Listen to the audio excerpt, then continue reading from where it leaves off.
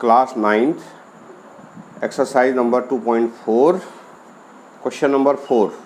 बहुत ही important question है ये। इसमें ये जो क्वेश्चन है हाफ ईयरली में भी आ सकते हैं, एनुअल में भी, इसलिए इसको ध्यान से समझिएगा। बहुत ही मोस्ट इम्पोर्टेंट क्वेश्चन है। गुणनखंड कीजिए। Number 1 12x² - 7x + 1। Number 2 2x² + 7x + 3। Number 3 6x² + 5x - 6। और नंबर 4 3x² - x - 4। तो इनमें से 4 खंड ये हैं।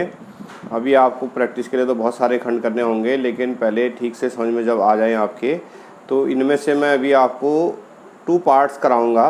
2 खंड आपको बताऊंगा, 2 आपने होमवर्क में करने हैं।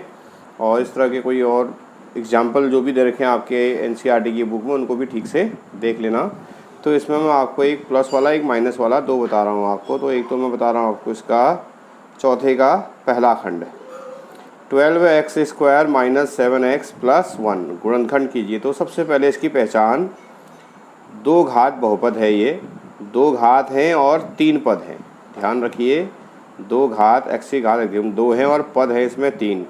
2 घात त्रिपद एक ये बहुपद है, जिसको हम द्विघाती बहुपद भी बोलते हैं। तो इसके गुणनखंड के लिए हमें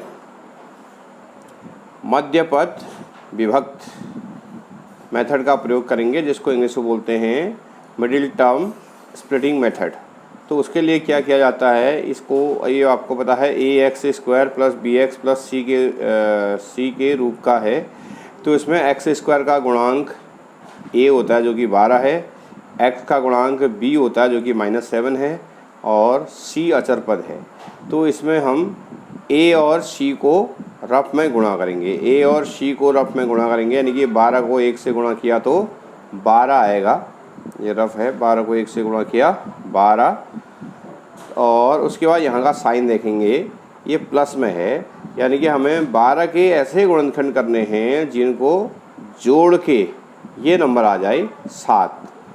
7 का देखना भी, यहाँ चिन्ह जो है ये यहाँ पे कभी प्लस भी हो सकता है, माइनस भी हो सकता है, इस पर डिपेंड नहीं रहना है आपको। इस साइन का ज़्यादा ध्यान रखना है, जोड़ के 7 लेके आना है। लेकिन यहाँ पे ये माइनस फिर ब्रैकेट से अपने आप चेंज हो जाएगा। तो अब इसके लिए कैसे ये ऐसा प्रोसेस होगा, यानी कि 12 के ऐसे गुणनखंड जिनको जोड़ के 7 आ जाए। तो अब ऐसा कैसे होगा, उसके लिए आप रफ में 12 के गुणनखंड करेंगे। तो 12 के अभाज्य गुणनखंड 2 से 6 बार जाएगा, फिर 2 से 3 बार जाएगा, 3 से 1 बार, यानी कि 12 के गुणनखंड हो गए 2 × 2 × 3, 2 × 2 × 3। ये 3 गुणनखंड हैं। इनको आपस में गुणा करके 2 गुणनखंडों में बदलना है, जिन गुणनखंडों को घटा के जोड़ के 7 आ जाए। तो अब इसके लिए देखिए, ये 2 को मैंने एक साथ गुणा कर दिया, तो ये आ गया 2 दूना 4, बचा 3, उसको अकेले लिखा। तो ये 4 और 3 को जोड़ के देखिए 7 आ गया, और इनको गुणा करके 12 आ गया। तो इसी को बोलते हैं मिडिल टर्म स्प्लिटिंग मेथड, मध्यपद विभक्त विधि। तो इसके लिए अब यानी कि इन 2 संख्याओं को गुणा करके तो a × c के बराबर आना चाहिए, और जोड़ के बीच वाले पद के बराबर आना चाहिए। तो 12 के ऐसे गुणनखंड जिनको जोड़ के 7 आ जाए, वो 4 और 3 हो गए। देखिए जोड़ के 7 आ गए। इन दोनों को गुणा करके इनके गुणनफल के बराबर भी होना चाहिए। पहला ये ज़रूर इम्पोर्टेंट नियम है। अब यहाँ पे ये 7 की जगह हमने 4 + 3 लिख दिया है, साथ में कोष्टक। अभी मैंने पहले कहा ये माइनस साइन है यहाँ पे, तो ये माइनस लगा दिया। अगली लाइन में इस कोष्टक को हटाएंगे तो क्या आएगा, देखो 12x² - 4x - 3x। और यहाँ पे ये ऊपर ये भी प्लस था, ये भी प्लस था, तो यहाँ पर ये भी प्लस होगा, ये प्लस। अब यहाँ पे ध्यान देना है, देखिए कोष्टक के बाहर माइनस साइन है, तो अंदर के दोनों के चिन्ह बदल जाएंगे। देखिए अंदर के दोनों चिन्ह प्लस में थे, दोनों माइनस हो गए। अब इन दोनों में कॉमन लेना है। पहले संख्याओं में कॉमन के लिए वह बड़ी से बड़ी संख्या जिसमें उस संख्या से इन दोनों पदों में भाग चला जाए, तो वो नंबर आपका है 4, साथ में चर में यहाँ x है, यहाँ x², तो 4x इसमें कॉमन आएगा, जो कि 4x कॉमन ले लिया। तो 4x कॉमन लिया, तो अब 4x से 12x² को भाग देंगे तो 3x बाढ़ जाएगा, और 4x से 4x में भाग देंगे तो 1 बाढ़ जाएगा। माइनस का चिन्ह है, इस वजह से -1 आ गया। अब दूसरे वाले पद में आप देखते हैं यहाँ पे -3x + 1, ये 2 पद हैं। इन दोनों में 1 के अतिरिक्त कोई भी आपका कॉमन इसमें आएगा नहीं। 1 यहाँ पे है, 1 इसमें साइलेंट है, × 1 कर सकते हैं, लेकिन यहाँ पे माइनस होने की वजह से -1 हम कॉमन ले लेंगे। तो ये -1 कॉमन लिया, तो अब कोष्टक शुरू कर रहे हैं तो अंदर के चिन्ह बदल जाएंगे। उधर देखते हैं आप, माइनस का 3 था तो ये प्लस का 3 हो गया, और प्लस का 1 था तो वो माइनस का 1 हो गया। फिर से देखेंगे आप, इन दोनों कोष्टकों में एक जैसे हैं, तो ये 3x - 1 3x - 1 फिर से कॉमन आ गया। 3x - 1 3x - 1 फिर से कॉमन आ गया, तो दूसरे कोष्टक में जो बच गया, क्या बचा? 4x - 1। तो इस तरह से इसके ये गुणनखंड हो गए। तो ये तो था प्लस वाला, बिल्कुल इसी तरह से ये वाला होगा। और इन दोनों में अब मैं आपको एक माइनस वाला बता रहा हूँ, जो कि कौन सा? थर्ड वाला है। तो अब इसको भी ठीक से देखेंगे। तो थर्ड में क्वेश्चन है 6x² + 5x - 6। तो देखिए इसमें भी a और c को गुणा करेंगे। 6 × 6 36, ये रफ में 36 के गुणनखंड किए गए हैं यहाँ पे। 2 × 2 × 3 × 3। अब ये 4 गुणनखंडों को ऐसे एडजस्ट करना है कि इनको घटा के, यहाँ का चिन्ह देखना है, माइनस है तो घटा के, और यहाँ प्लस होता तो जोड़ के, लेकिन यहाँ माइनस होने की वजह से घटा के आएगा।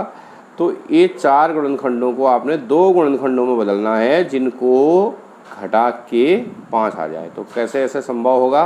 तो ये 2 और 2 को गुणा कर दिया 4, और ये 3 और 3 को गुणा कर दिया 9। तो देखिए 9 में से 4 घटा के 5 आया। ये कन्फ्यूजन नहीं करना है कि यहाँ पहले 4 लिखा है तो हम 4 में 9 नहीं घटाएंगे, 4 में 9 घटाएंगे तो ऋण में आ जाएगा, क्योंकि हमें प्लस में लेके आना है। तो ये 9 में से 4 को घटाएंगे, यानी कि हमें इस 5 के स्थान पर 9 - 4 लिख दिया। तो इसमें ये कन्फ्यूजन नहीं करना है कि जैसे कभी कभी जिसके समझ में नहीं आया तो वो क्या कर सकता है, इसको 5 को 4 ऋण 1 कर देगा, 4 में से 1 घटा के 6 ऋण 1 कर देगा। तो 6 ऋण 1 करके 5 तो आ रहा है, लेकिन 6 और 1 के गुणा करके 36 भी आना चाहिए। इसलिए ध्यान रखना है, गुणनफल को भी देखना है, गुणा करके 36 आना चाहिए और घटा के 5। तो ऐसी और कोई इनके अतिरिक्त दूसरी संख्या संभव ही नहीं है, ये 9 और 4 ही संभव होंगे। तो इस 5 की जगह 9 ऋण 4 लिख दिया। फिर अगले में कोष्टक हटाया, देखिए प्लस का चिन्ह है तो अंदर के चिन्ह नहीं बदलते हैं। अगर यहाँ पे माइनस का चिन्ह होता, कोष्टक हटाने पे चिन्ह बदल जाते, लेकिन यहाँ प्लस होने की वजह से कोई चिन्ह नहीं बदला, जो अपने पहले उनके चिन्ह हैं वही रहे। अब इन दोनों में आप देखते हैं संख्या में 3, दोनों संख्याओं में 3 का भाग जाता है, और चर में ये x² है, यहाँ पे x है तो ये 3x कॉमन आ गया। अब 3x से इसमें भाग देना है, तो ये 3 से 6 में भाग दिया 2 बार, यहाँ 2 घात है, एक घात कॉमन आ गई तो 2x बचा। 3 से 9 में भाग दिया 3 बार, ये x जो चर है ये कॉमन आ गया तो 2x + 3 इसमें बचा। अब यहाँ देखते हैं दोनों में माइनस है तो माइनस चिन्ह कॉमन ले लिया। 6 और 4 में 2 का भाग जाता है तो माइनस का 2 कॉमन लिया तो 2x + 3 आ गया।